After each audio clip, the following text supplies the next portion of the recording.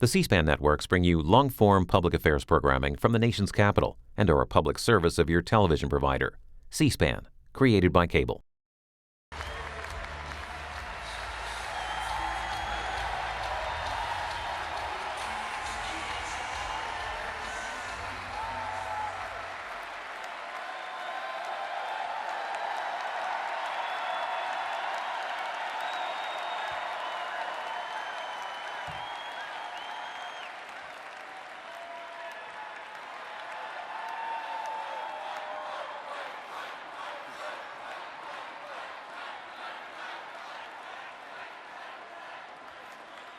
Mr. Chairman, delegates, friends, and my fellow Americans, thank you from the bottom of my heart.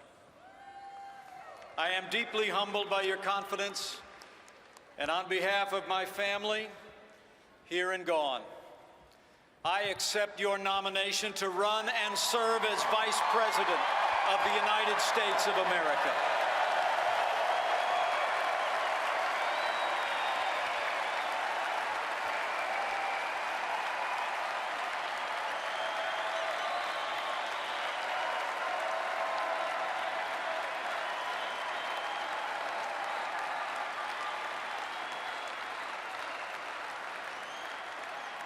And let me thank Speaker Paul Ryan for that gracious welcome.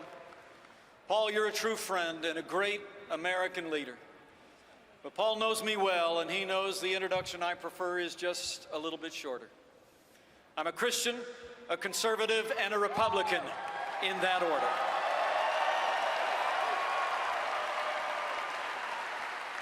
You know, I'm new to this campaign, and honestly, I never thought I'd be standing here. I thought I'd be spending this evening with all my friends from the great state of Indiana.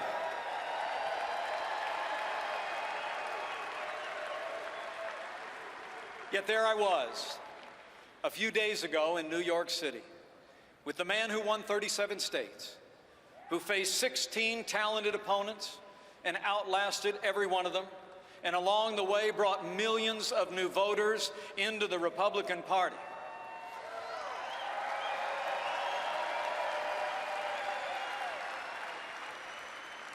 You know, he's a man known for a large personality, a colorful style, and lots of charisma, and so I guess he was just looking for some balance on the ticket.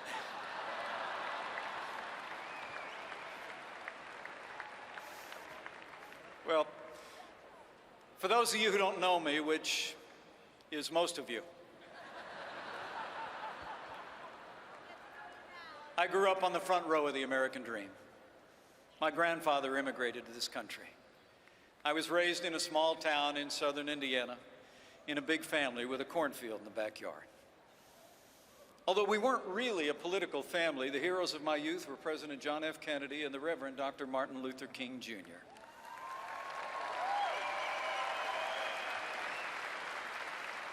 When I was young, I watched my mom and dad build everything that matters: a family, a business, and a good name. I was raised to believe in hard work, in faith, and family. My dad, Ed Pence, was a combat veteran in Korea.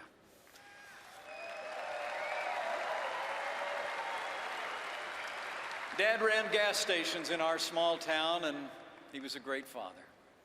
If Dad were with us today, I'd have a feeling he'd enjoy this moment and probably be pretty surprised.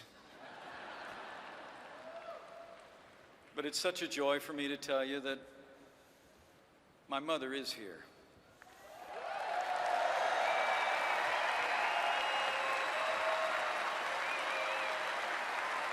Would you join me in welcoming the light of my life, my mom, Nancy?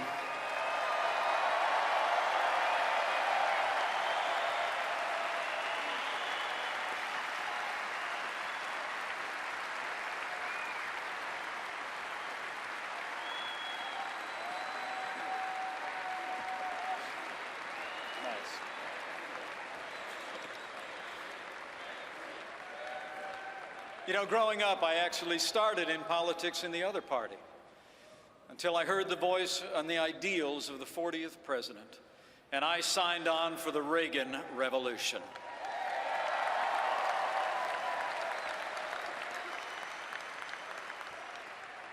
But the best thing that ever happened to me, even counting tonight, is that 31 years ago, I married the girl of my dreams, a school teacher, an artist. She is everything to me. Would you welcome my wonderful wife, Karen Pence?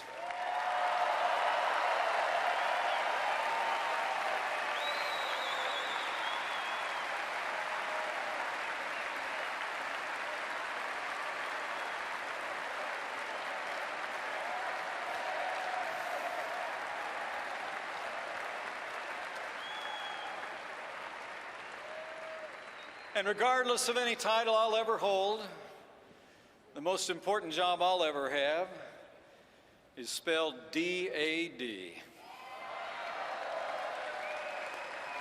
Karen and I are blessed. Karen and I are blessed to be the parents of the three greatest kids in the world.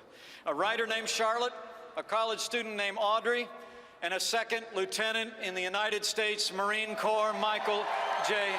Pence. I'm so proud of you guys.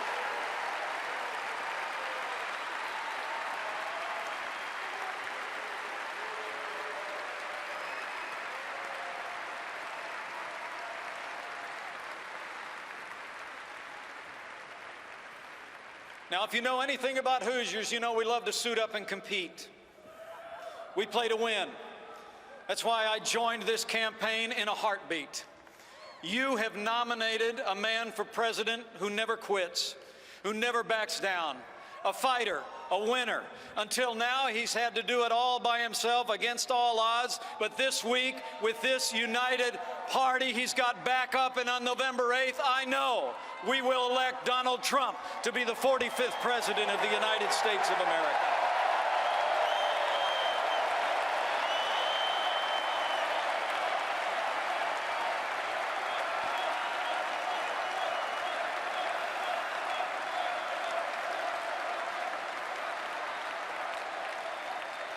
Now, we'll win because we're running on the issues facing this country and because we're leveling with the American people about the stakes and the choice. You know, the American people are tired of being told. They're tired of being told that this is as good as it gets. They're tired of hearing politicians in both parties tell us that we'll get to that tomorrow while we pile a mountain range of debt on our children and our grandchildren. And as Ronald Reagan used to say, they're tired of being told that a little intellectual elite in a far distant capital can plan our lives better for us than we can plan them for ourselves.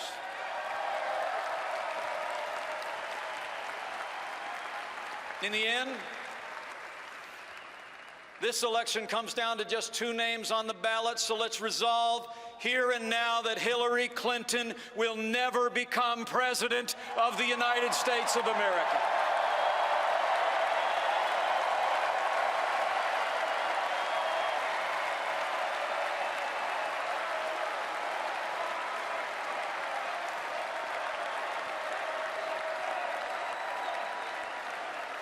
Now, Hillary Clinton essentially offers a third Obama term, and the role is perfect for her. She championed Obamacare because years earlier she had all but invented it. The national debt has nearly doubled in these 8 years, and her only answer is to keep borrowing and spending. And like the president, she thinks the path to a growing economy is more taxes, more regulation, and more government. Now, they tell us this economy is the best that we can do. It's nowhere near the best that we could do. It's just the best that they can do.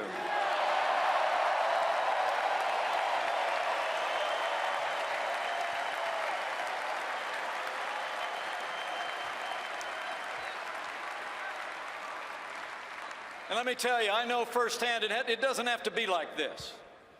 In my home state of Indiana, we prove every day that you can build a growing economy on balanced budgets, low taxes, even while making record investments in education and roads and health care. You know,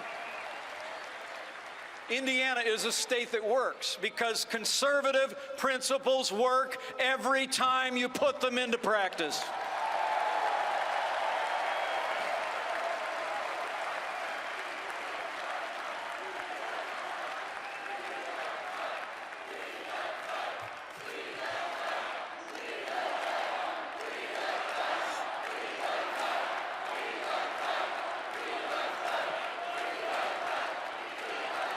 Now today, while the nation suffers under the weight of $19 trillion in a national debt, we in Indiana have a $2 billion surplus, the highest credit rating in the nation, even though we've cut taxes every year since I became governor 4 years ago. We have fewer state employees than when I took office, and businesses large and small have created nearly 150,000 new jobs, and there's more Hoosiers going to work than ever before. That's what you can do with common sense Republican leadership, and that's exactly what the no-nonsense leadership of Donald Trump will bring to the White House.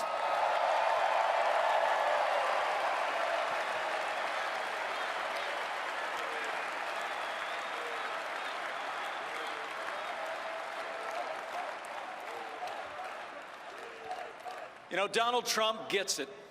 He's the genuine article. He's a doer in a game usually reserved for talkers.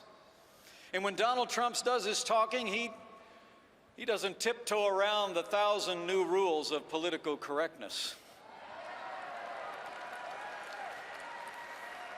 He's his own man, distinctly American.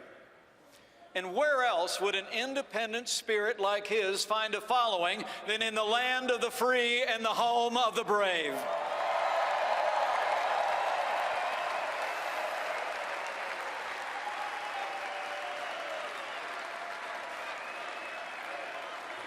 The funny thing is,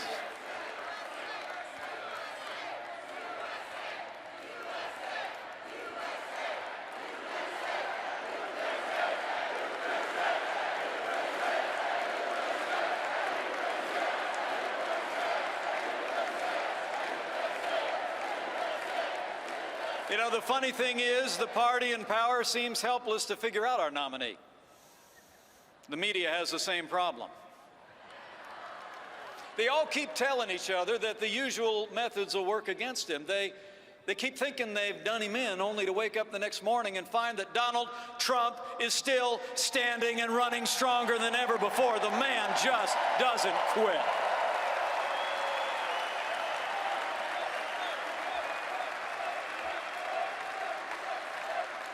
He's tough. He perseveres. He's gone about as far as you can go in business, but he's never turned his back on the working men and women who make this country grow.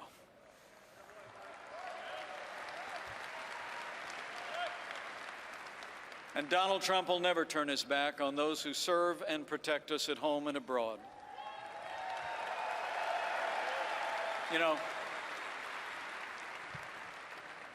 it's been a heartbreaking time for the women and men in our law enforcement community. And in this time of great testing for them, let's let them know, here and now, all across this country, we will always stand with those who stand on the thin blue line of law enforcement in America.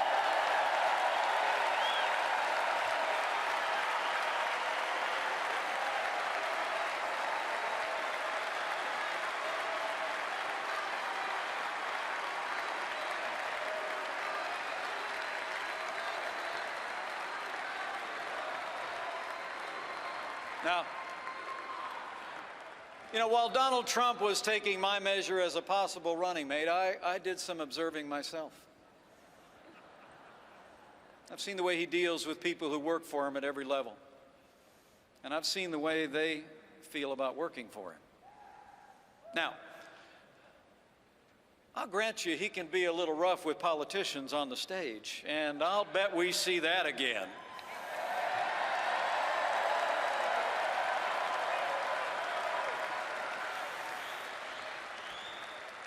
But I've seen this good man up close, his utter lack of pretense, his respect for the people who work for him, and his devotion to his family.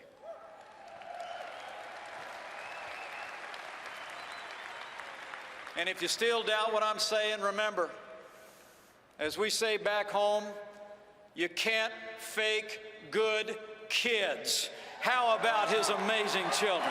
Aren't they something?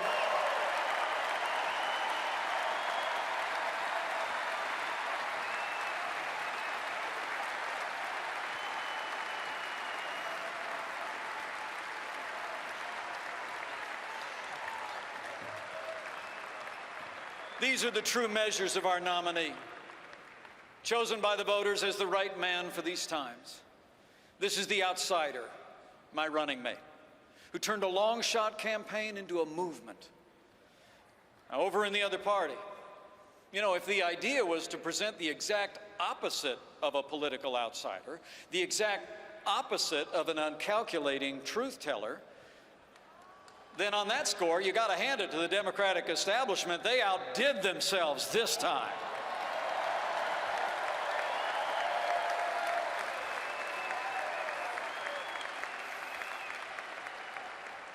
I mean, at the very moment when America is crying out for something new and different, the other party has answered with a stale agenda and the most predictable of names. People in both parties are restless for change, ready to break free of old patterns in Washington. And Democrats are about to anoint someone who represents everything this country is tired of. You know, Hillary Clinton wants a better title, and I would too if I was already America's Secretary of the Status Quo.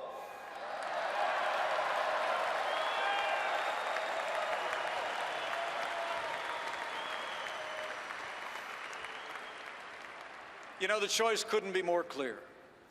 Americans can elect someone who literally personifies the failed establishment in Washington, D.C., or we can choose a leader who will fight every day to make America great again.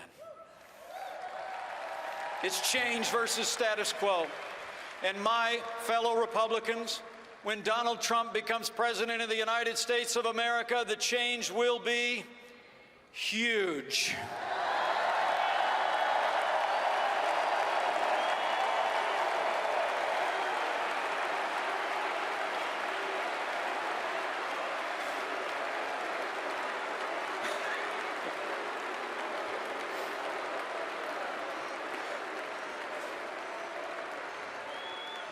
You know, for years we've had fundamental problems in America that get talked to death in Washington, D.C., but they never get solved, and they even get worse. We've seen entire stretches of our country written off by bad economic policies in ways that are deeply unfair to American workers. We've seen relentless mandates from the executive branch. It seems like no aspect of our lives is too small for the present administration to supervise, and no provision of the Constitution is too large for them to ignore.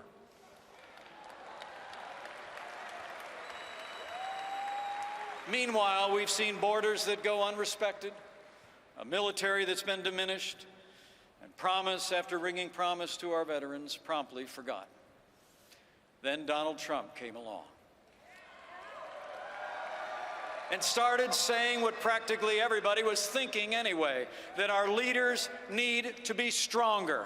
Under Donald Trump, our deals will be smarter. Our soldiers will have what they need, and our veterans will have what they earned. We will secure our borders, protect our nation. In all this, we will be more serious, and when we do, this nation will start winning again.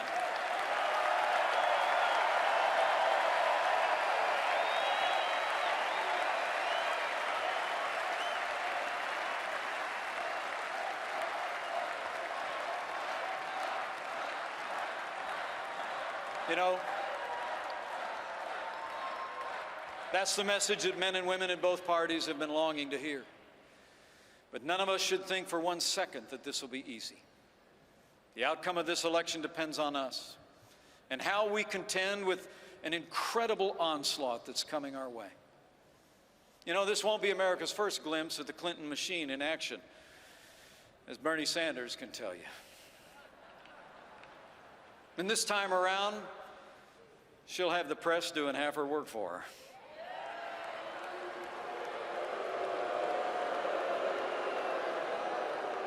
The good news is it won't be nearly enough.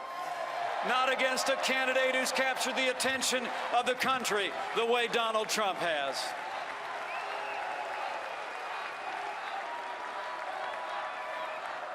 On issue by issue, he and I will take our case to the voters, pointing out the failures of the Obama-Clinton agenda and showing a better way. We will win the hearts and minds of the American people with an agenda for a stronger and more prosperous America.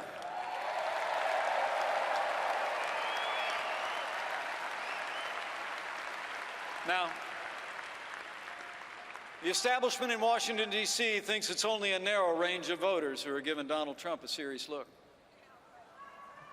But I can tell you firsthand, there's a lot of Americans out there who feel like Democrat politicians have taken them for granted. It's union members who don't want a president who promises to put a lot of coal miners and coal companies out of business.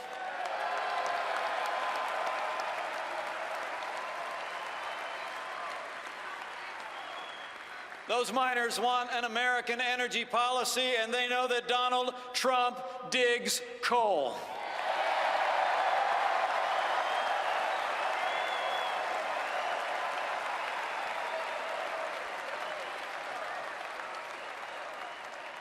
It's African Americans who remember generations of hollow promises about safe streets and better schools, and they know Donald Trump will fight for equal opportunity, and he loves educational choice.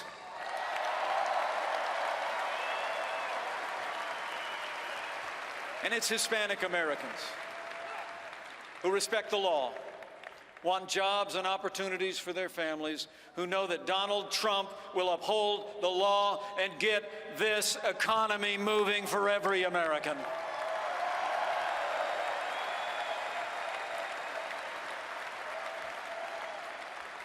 You know, the party of Lincoln was founded on equality of opportunity.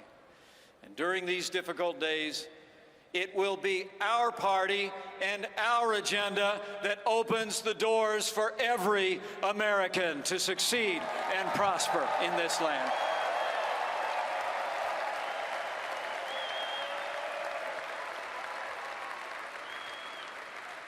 You know, in so many ways, the Democratic Party has abandoned those it used to protect. Maybe they become too entrenched in power, so comfortable at times that they lose patience with the normal legislative process. It's so much simpler to impose their values by executive order or court action. And make no mistake about it, Hillary Clinton has some big ideas along those lines, too.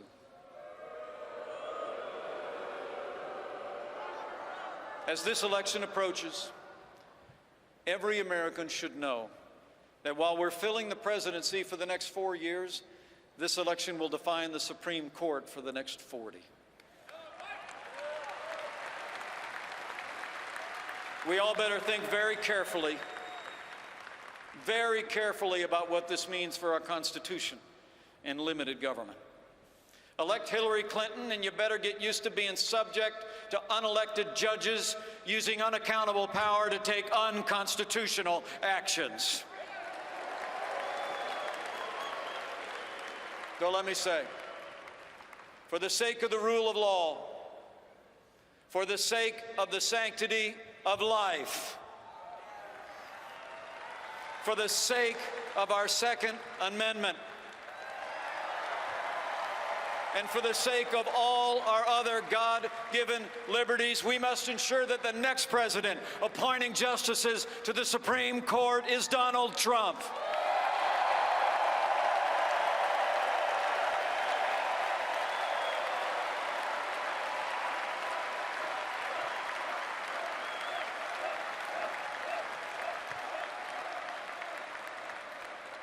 And Hillary Clinton's record on foreign affairs gets even worse. You know, it was Hillary Clinton who helped undo all the gains of the troop surge, a staggering failure of judgment that set ISIS on the loose.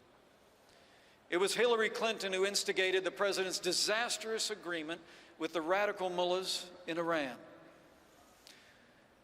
And it was Hillary Clinton who left Americans in harm's way in Benghazi, and after 4 Americans fell, said, "What difference at this point does it make?"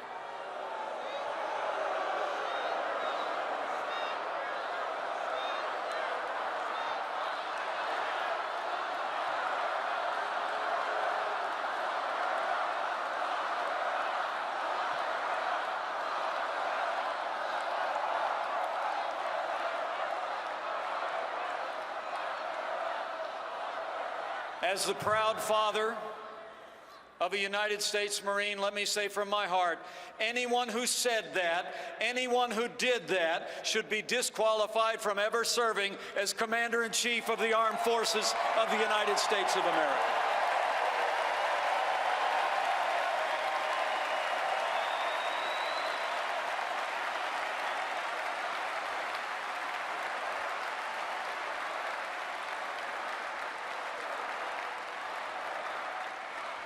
Seven and a half years of Barack Obama and Hillary Clinton's policies have weakened America's place in the world. Terrorist attacks at home and abroad, grim and heartbreaking scenes from France just a few short days ago, and the attempted coup in Turkey all attest to a world spinning apart. History teaches us that weakness arouses evil. Hillary Clinton and Barack Obama's foreign policy of leading from behind, moving red lines, feigning resets with Russia, and the rise, rule, and reign of ISIS are a testament to this truth of history. We cannot have 4 more years apologizing to our enemies and abandoning our friends.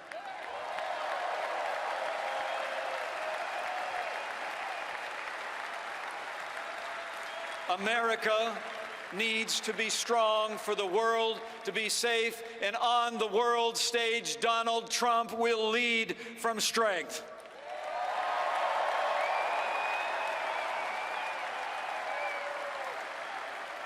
Donald Trump will rebuild our military and stand with our allies.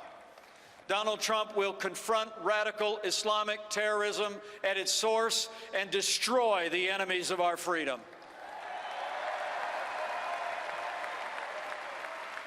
And if the world knows nothing else, it will know this: America stands with Israel.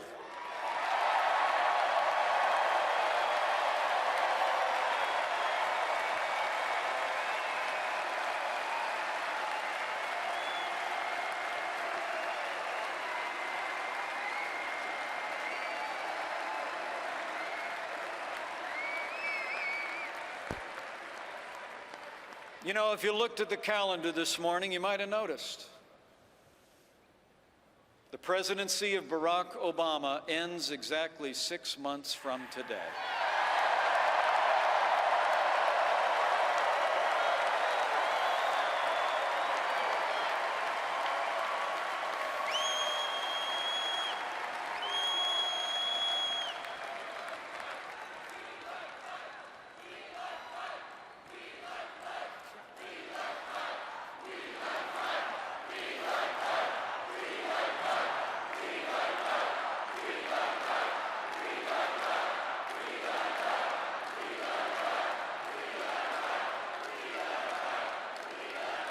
And this much is certain. This much is certain of the Obama years. They're not ending well. There seems to be so many things that divide us, so few great purposes that unite us as they once did. And it's at moments like this, moments when politics fail, that I believe we do well to remember that what unites us far exceeds anything that sets us apart in America.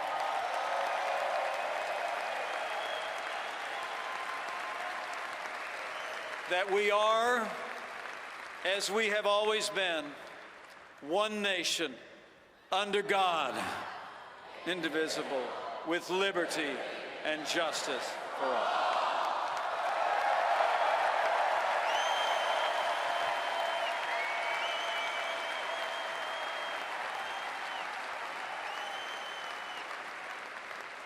should I have the awesome privilege to serve as your vice president, I promise to keep faith with that conviction, to pray daily for a wise and discerning heart, for who is able to govern this great people of yours without it? My fellow Americans, I believe we have come to another rendezvous with destiny, and I have faith. Faith in the boundless capacity of the American people, and faith that God can still heal our land.